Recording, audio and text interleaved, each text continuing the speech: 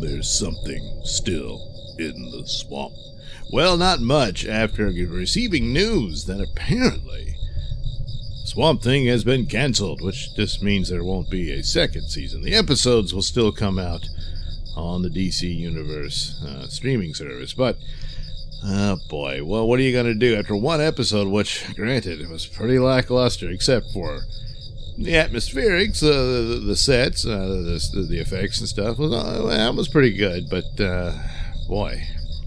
And normally I don't blame actors for any, I mean, I reluctantly do it because a lot of this has to do with writing and plot and whatnot. But it was only one episode, it was just a setup. But I tell you, the cast here is just, a lot of times, just phoning it in but just cardboard. The main star here appears to be Abby Arcane, really. And, I mean, I guess she's good at moping. But that's about it. The guy playing Matt Cable, he's pretty much the male equivalent of her, and but even less so, because complete cardboard. And then other actors who are actually veteran actors, but man, what's his name? I can't remember his name, but he's playing the corporate head who's really behind it all. And he's not responsible for the bad hairpiece he has on, but whoa, is it bad? Why not just let him be bald, I mean, geez. But it's all very formulaic, and that's continues to be a big weakness for Swamp Thing. However, the second episode is a bit better than the first one, Worlds Apart, where basically they're just progressing the narrative. Swamp Thing has arrived, and he doesn't understand that he's Swamp Thing, and he at one point he sees that he appears to be covered in all this green crap, so he figures, hey, I'll just rip it off to get down to my human self. Well, he can't. There is no human self in there. And I saw this a scene where he even rips part of his head off, and it just grows back and all that. So, yeah, I don't know if they're gonna. I'm sure they'll get to the point that he's not really Alec Holland. He just thinks he's Alec Holland, like how Alan Moore ended up doing it. But we'll have to wait and see. But it's the same thing with Doom Patrol. The Grant Morrison version is what they did. But anyway. The little girl who was introduced in the first episode, of course, she has a psychic link with Swamp Thing, so that'll be an ongoing thing. But the idea is she got sick with this bizarre swamp plague that is plaguing the town, so then I'm like, well, where are the other patients? How come they don't have a psychic link with Swamp Thing? And well, the girl's just special, I guess. So there she is. There's more story for the Sunderlands, I believe they're called, and the guy's wife is still in mourning over her daughter who died years ago.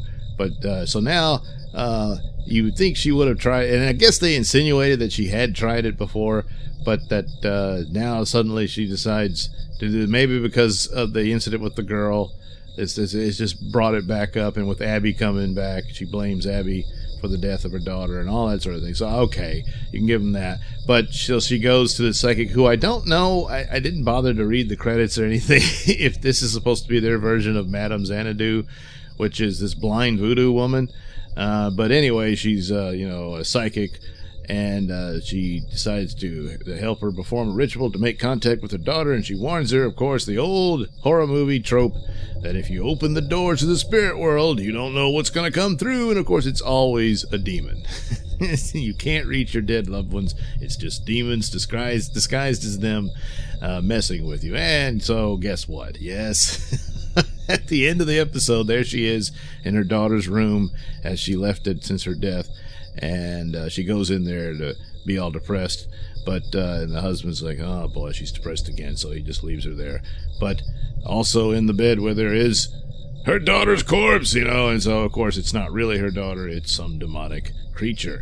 So she inadvertently opened she opened the door to the spirit world, and so here comes this monster. Meanwhile, Swamp Thing, with his psychic connection with the little girl who runs away from the hospital seeking him, she runs afoul of the crooks who, I guess, they have to be the ones involved with what Sunderland's been doing. We discover this is all a plot that he paid Jason Woodrue, who is soon to become, well, maybe soon, I don't know. If they were going to wait till next season, it's probably not going to happen, but Jason Woodrue eventually becomes the Floronic Man. And that's sort of the evil version of Swamp Thing, I guess. And so he's there. And actually, the actor, you've seen him a dozen times. I think the last time we saw him, he was in The Strain, playing the Exterminator. So finally we got someone who can act. And this is the type of character I haven't seen him do before, where it's more this, creepy nerd type guy. He's obsessed with vegetation and all that. But anyway, similar to the original story of Swamp Thing, where Alec Holland and his wife were developing some sort of chemical that could regenerate vegetation at an accelerated rate, so where you could have deserts become forests and this sort of thing. And oh boy, the food that you could give to the starving world and all that. And then, of course, the criminals come in and said, hey, that would mess the economy up and stuff, so let's just buy it from them. They refuse to sell the formula, so, of course, they try to kill them and destroy it. And this results in Alec Holland becoming the Swamp Thing because the chemical mixes with him and all that. All right, so that's the original plot. So here, instead of Alec Holland, it's Jason Woodrue who develops this deal that the Sunderland wanted, so that it could bring new life to the swamp, and then they could make products out of it and then make a killing.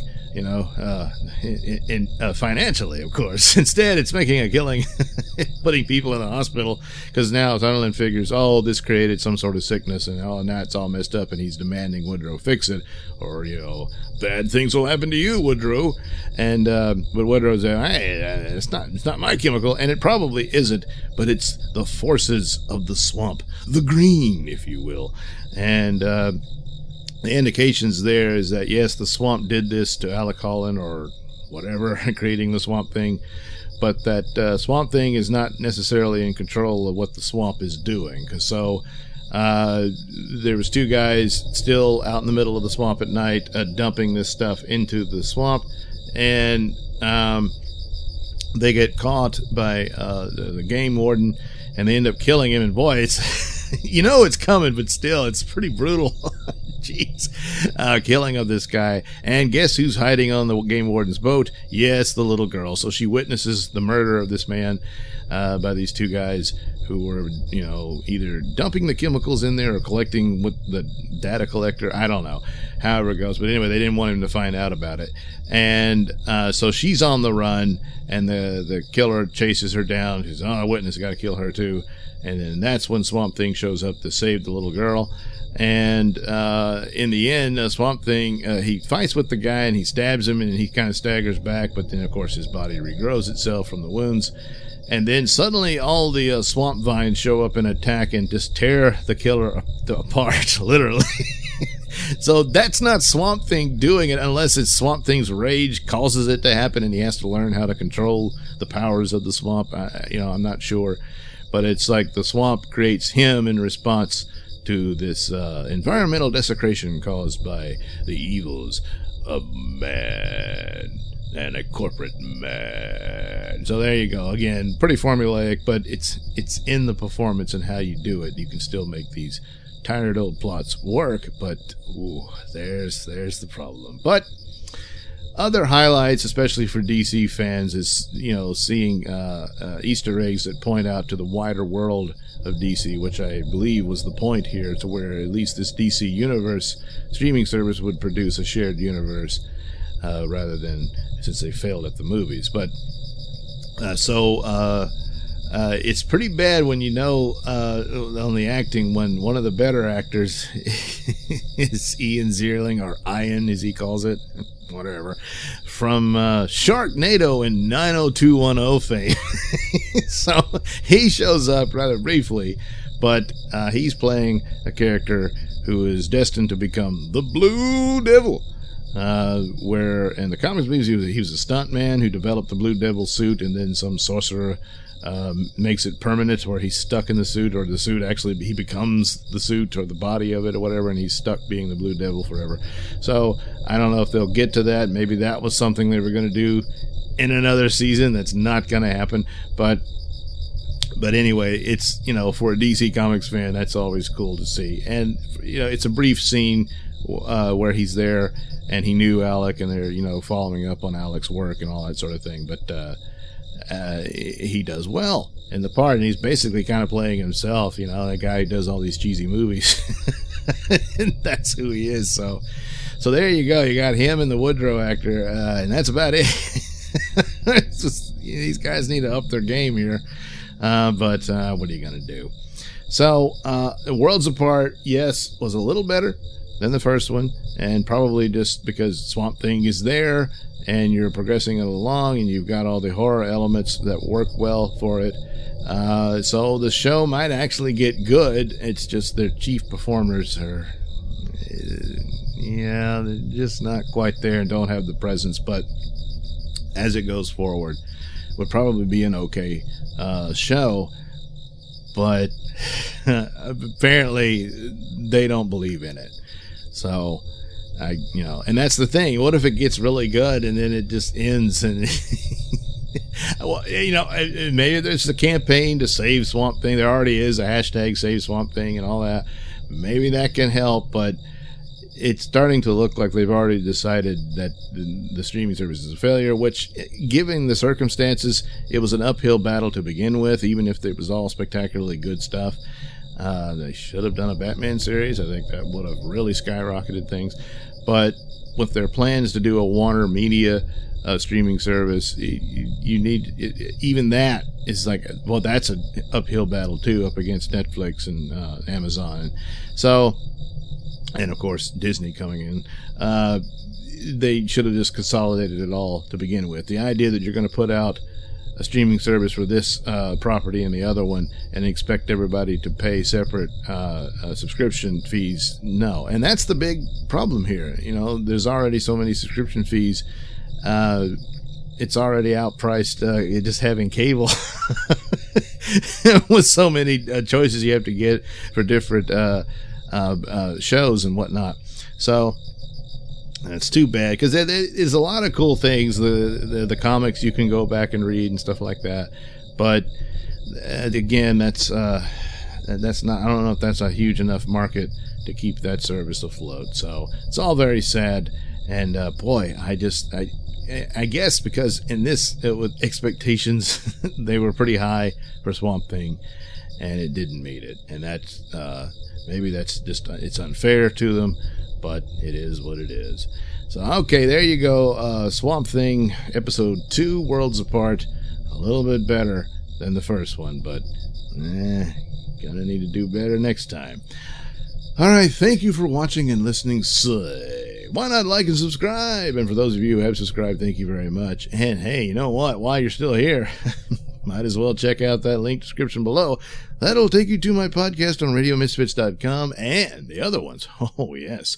They'll take you to my mini stores that have plenty of goodies for you.